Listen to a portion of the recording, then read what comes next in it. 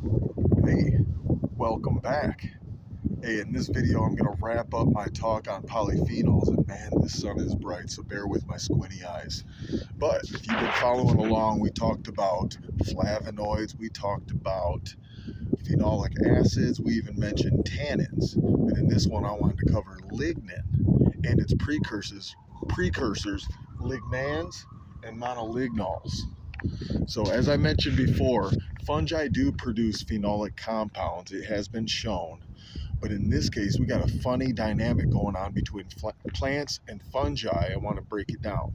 So plants using a metabolic process called the phenylpropanoid pathway. Here, let me point the camera at the truck.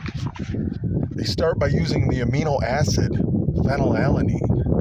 As you can see here, it's got this ammonia group here. And using enzymes, both plants and fungi snip off this ammonia group, creating cinnamic acid. Cinnamic acid is a precursor to many compounds that plants and fungi use to make bigger compounds. But once again, we go break cinnamic acid down using another enzymatic process.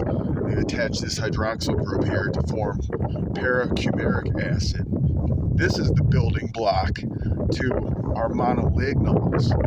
I listed three, the more common monolignals, but there's also other variants of these. But we have paracumaryl alcohol, coniferyl alcohol, sinapyl alcohol.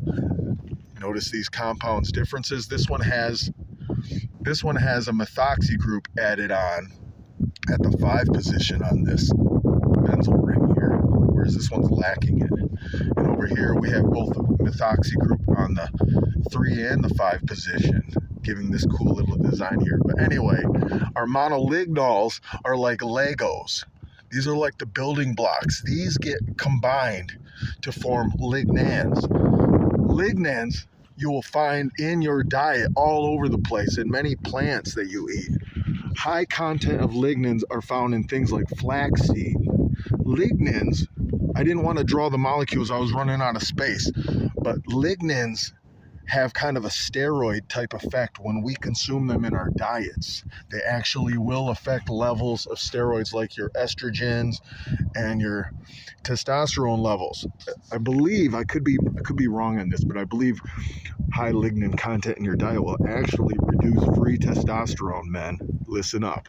Anyway, lignans are the monolignol combined multiple to form lignans, which then combine to form lignin. Think of lignin as a bunch of lignans combined to form a matrix, like a structure. Imagine taking yarn to create a blanket.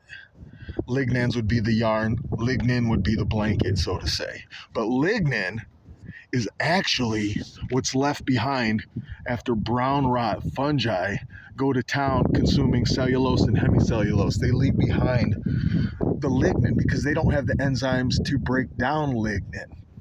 I'll show you an example of one of my favorite mushrooms here I had on the bumper of my truck. This right here, let me turn the camera back around. This right here is birch polypore, aka Fomitopsis betulina. This bad boy is a brown rot fungus, so it leaves behind lignin because it can't digest lignin. However, one of my other favorite mushrooms here, Trametes versicolor, you know this better as turkey tail. Check this guy out, isn't that beautiful?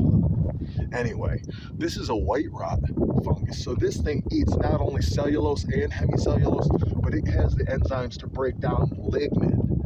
So therefore, it can actually turn all of wood, not just the cellulose, but also the lignin structure. It can turn it back into some of these smaller compounds like these monolignals, and even further breaking it down into some of our other compounds, our polyphenols. Those go back into the soil.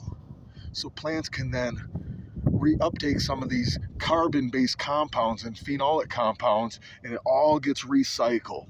Nature's recyclers here. Hey, one last thing.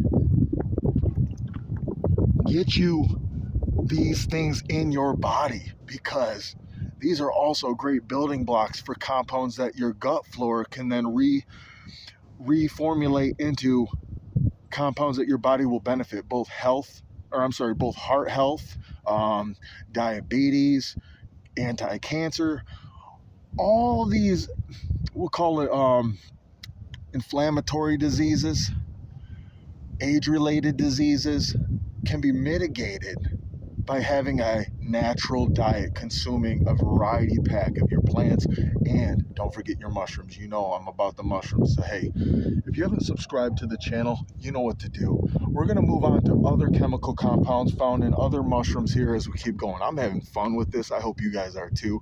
Thanks for joining me. Appreciate you. Like this video if you thought this was pretty cool. Peace.